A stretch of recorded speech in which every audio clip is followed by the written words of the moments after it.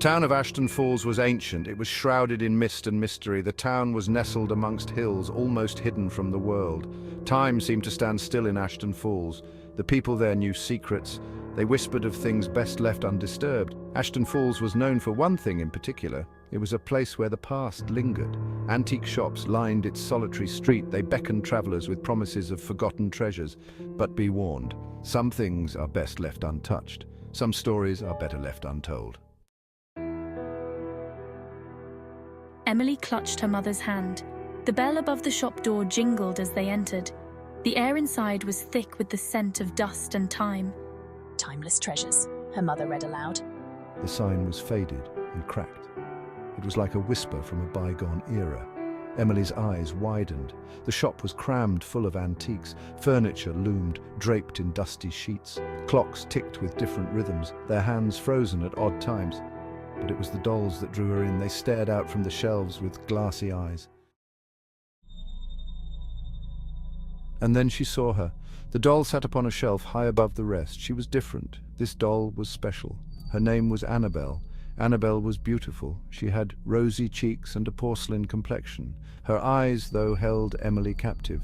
They seemed to shimmer with a life of their own. "Mommy, can we get her?" Emily pleaded, her gaze fixated on the doll. Her mother hesitated. There was something unsettling about the doll, but Emily's pleading was hard to resist. Little did they know their purchase would unleash a torrent of eerie events. The first few days were uneventful. Annabelle sat on Emily's dresser. She seemed to watch Emily with an unnerving intensity. Then the whispers began. Emily would hear her name called at night, softly at first, then louder, more insistent. But when she looked, no one was there. Shadows danced at the edge of her vision. Objects moved inexplicably. A chill permeated the air around Annabelle. The once comforting silence of their home was now filled with an unsettling presence. Emily's youthful innocence began to give way to fear, Emily felt an odd connection to Annabelle. I confided in the doll, sharing secrets in hushed tones. But with each passing day, Annabelle's presence grew stronger, more menacing. The doll's eyes seemed to follow Emily everywhere. One night I woke with a gasp.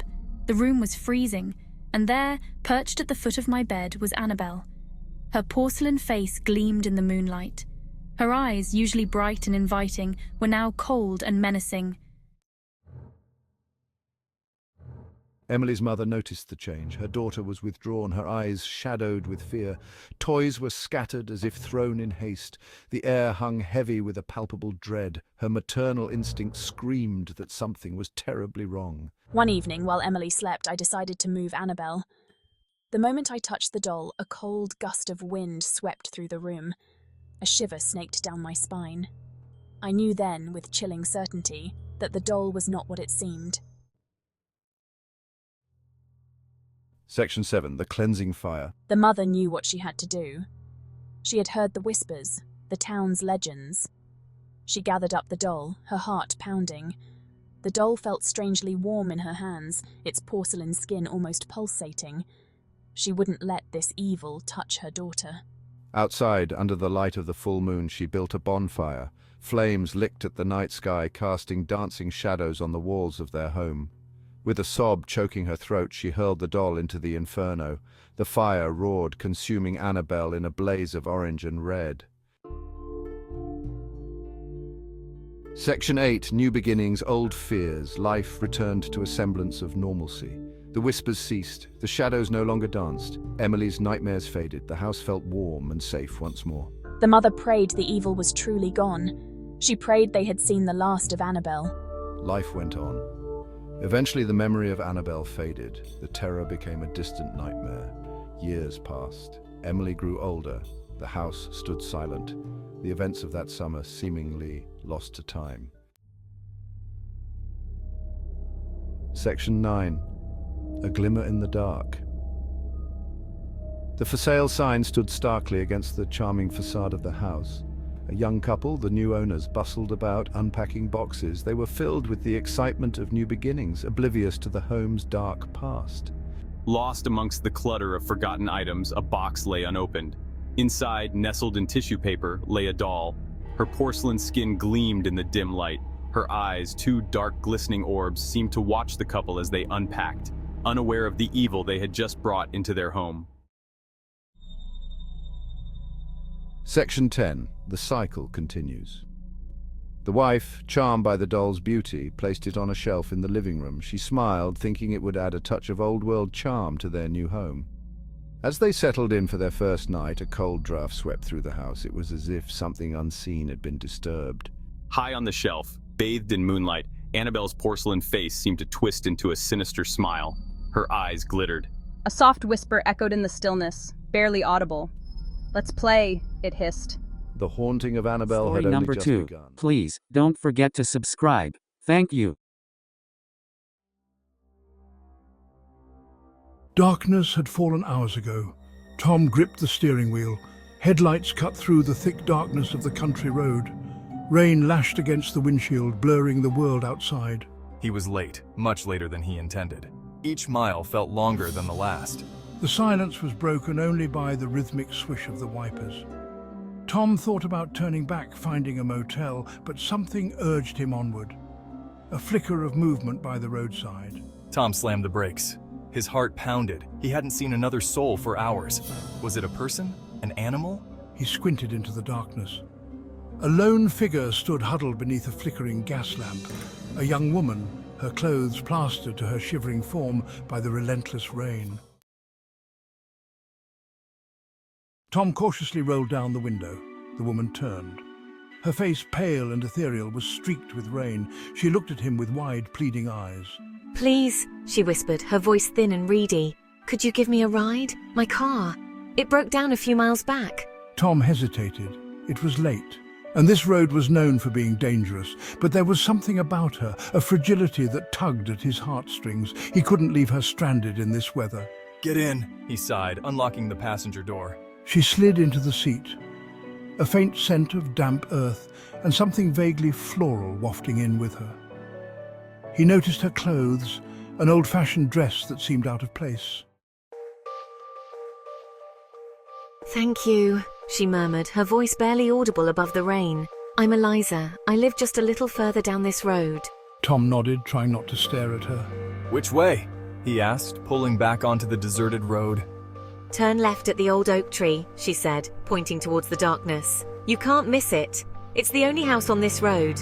As they drove, Tom tried to make conversation, but Eliza's responses were short, her voice distant. She spoke of her home, a grand old mansion with a sadness that hung heavy in the air. He glanced at her reflection in the rearview mirror. Her eyes, filled with a strange longing, seemed to stare right through him, lost in some distant memory. He pushed down a shiver that ran down his spine. There was something not right about this woman. He could feel it in his gut. The rain intensified, blurring the already indistinct road. Tom gripped the steering wheel tighter, his knuckles turning white. Are you sure this is the right way? I don't see any oak tree. "Just a little further. It's just around the next bend." Tom rounded a bend in the road, his headlights illuminating a sight that made his breath catch in his throat. There, at the end of a long, overgrown driveway, stood a dilapidated mansion. Its once grand facade was now shrouded in shadows, the windows dark and empty. The old oak tree stood sentinel at the gate, its gnarled branches reaching towards the house like skeletal fingers. And there, hanging from one of its branches, was a rusted, wrought-iron sign. The name Blackwood Manor was barely visible beneath years of rust and decay. "This is it," Eliza whispered, her voice filled with a strange mixture of relief and sorrow. Tom stopped the car in front of the dilapidated gates. He turned to Eliza, about to ask her if she was sure. But the words died in his throat. The passenger seat was empty. His heart hammered in his chest. He whipped his head around, searching the back seat, the floor, anywhere she could be hiding, but Eliza was gone. Vanished. He stumbled out of the car, his eyes darting from the empty seat to the imposing mansion. A cold wind whipped around him, carrying with it the scent of damp earth and that same faintly floral perfume. He looked up at the old oak tree, at the rusted sign swinging gently in the wind. And then he saw it. An ethereal glow emanated from the passenger seat, the faint outline of a figure, seated where Eliza had been only moments before. But this time, it wasn't Eliza he saw. It was the ghostly image of a young woman in an old-fashioned dress, her face pale and drawn, her eyes filled with an unspeakable sadness. She was staring straight ahead towards the mansion, her spectral hand reaching out as if to touch something he couldn't see. Panic surged through Tom. He stumbled back, tripping over his own feet. Scrambling back into the car, he slammed the door, fumbling for his keys. As he sped away, he risked a glance in the rearview mirror. The ghostly figure was still there, seated in the passenger seat, her ethereal hand still outstretched. But this time her sorrowful eyes met his in the mirror. And for a fleeting moment he could have sworn he saw a flicker of recognition in them, a silent plea for help. Tom didn't stop driving until he reached the safety of the highway. Even then, he couldn't shake the feeling of cold dread that had seeped into his bones. He never looked back, never returned to that deserted road. But the memory of that night, of Eliza, and the ghostly apparition in his rearview mirror stayed with him. A chilling reminder that some roads are best left untraveled, some secrets better left buried. He had unwittingly stumbled into a tragedy. A story of love, loss, and restless spirits, forever bound to the place where their lives had been tragically cut short. And he, the unwitting witness to their sorrow, was left to grapple with the chilling realization that some encounters are more than just coincidence. They are glimpses into a world beyond our understanding, a world where the veil between the living and the dead is thin, and the echoes of the past can reach out to touch the present.